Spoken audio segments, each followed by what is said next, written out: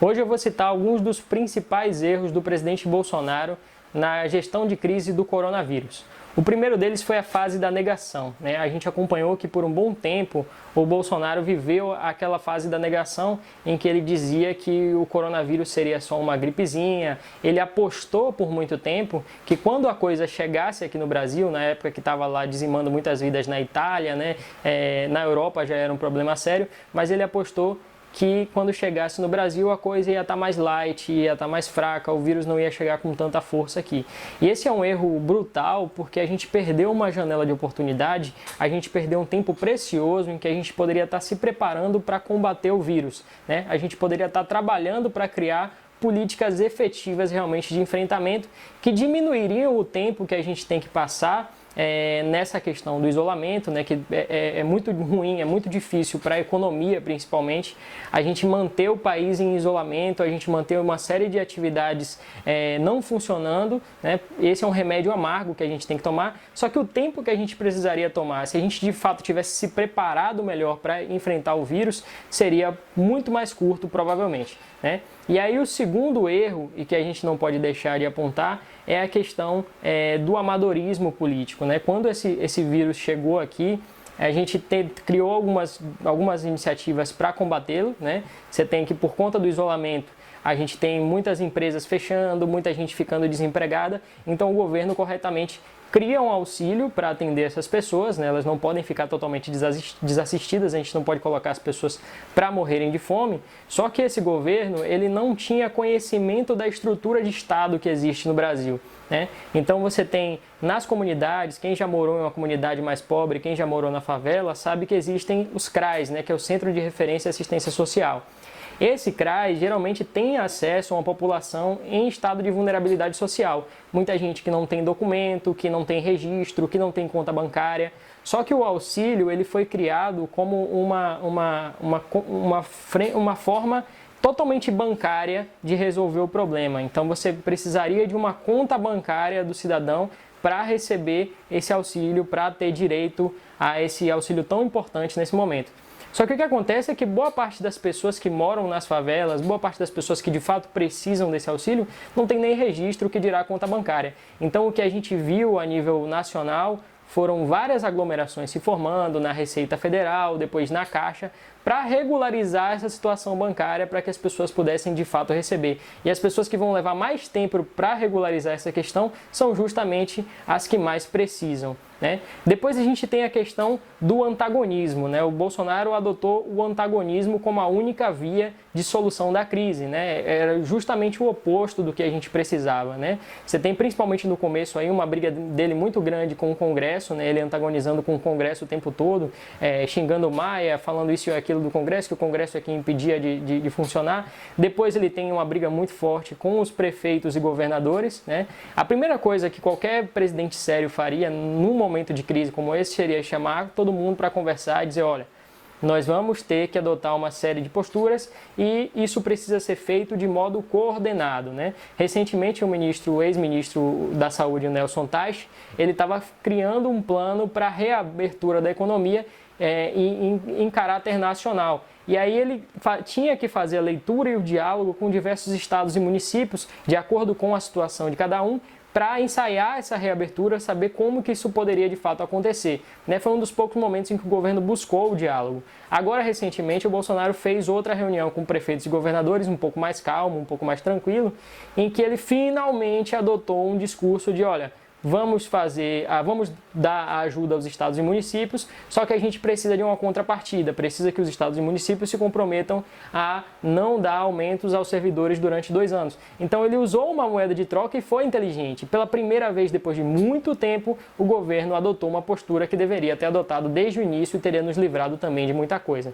E aí a gente tem um outro problema do Bolsonaro nessa gestão de crise, que é a questão do problema dos ministros técnicos, né? A gente tinha o Mandetta no Ministério da Saúde, eu vou falar principalmente relacionado ao Ministério da Saúde, E o Mandetta, apesar de ser anteriormente deputado, é um cara com uma carreira política, ele era também um profissional técnico, então ele tinha um grande conhecimento do SUS, né, que é importante nesse momento de combate ao vírus, né, e ele, a partir do momento que ele começou a se tornar uma figura até mais popular que o presidente, porque nesse momento o presidente estava na mídia fazendo o oposto do que o Ministério da Saúde dizia que era para fazer, né, do isolamento, ele estava promovendo a aglomeração, né, e então o Mandetta passa a se tornar mais popular que o presidente, e aí o presidente tem a vontade de cortar a cabeça dele, mas principalmente porque ele percebeu que ele não ia conseguir passar a sua opinião por cima de embasamento técnico, né? Nenhum ministro ia aceitar assinar, por exemplo, um decreto de ampliação, aí um protocolo de ampliação da cloroquina, para dar cloroquina para todo mundo, só porque o Bolsonaro acha que esse é o correto. Precisa-se de embasamento científico. A gente está administrando uma medicação que tem efeitos colaterais para combater um problema, só que a gente não sabe se esse remédio vai ser mais amargo do que a própria doença, se esse remédio não vai acabar gerando mais problemas do que a própria doença geraria, né? A gente tem a maior parte das pessoas que contraem o coronavírus, elas vão se recuperar em casa, algumas vão ser até assintomáticas. Então a gente tem que ter todo cuidado e é por isso que o Mandetta saiu, é por isso que o ministro Nelson Teich, que também era um cara bastante técnico, saiu, né? Então o Bolsonaro teve esse problema de querer passar a opinião dele por cima dos técnicos, né? E hoje ele tenta procurar um técnico, está tendo dificuldade para isso, um cara que tenha realmente uma competência técnica, tem um currículo para apresentar, que aceite a sua opinião. Depois a gente tem uma guerra com a imprensa também, que o Bolsonaro fez questão de fomentar. Você que é bolsonarista, que está assistindo, fala, você está sendo injusto, a imprensa persegue tanto o Bolsonaro. Ok, imprensa e Bolsonaro nunca tiveram uma relação perfeita, de amizade, florida, né? A imprensa nunca elogiou o Bolsonaro. Mas a partir do momento em que ele usa um momento de pronunciamento em rede nacional para soltar indireta para a Globo, o que ele está querendo fomentar? O que ele está querendo fomentar quando numa coletiva de imprensa ele manda um repórter calar a boca? Você espera que a imprensa seja amiga? Você espera que a imprensa faça editorial positivo para esse cara? Definitivamente não vai acontecer. E aí o resultado que a gente tem hoje é que cada jornal nacional, a Globo faz questão de jantar o presidente. Todas as noites a Globo vem jantando o presidente. E aí, congregando todos esses argumentos para o principal, né? É a questão da completa falta de capacidade de liderança, né?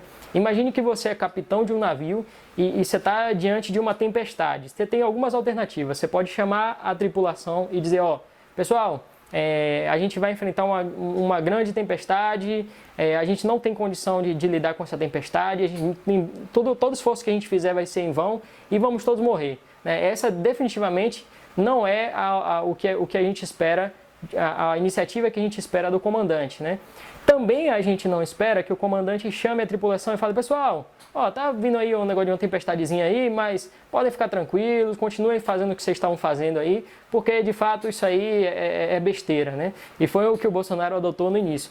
Não, o comandante, ele chama os seus comandados, o líder, ele chama os seus liderados e congrega todo mundo em um objetivo, porque ele precisa combater um problema que está se desenhando à frente dele. Ele precisa combater um problema que está se desenhando à frente de todo mundo.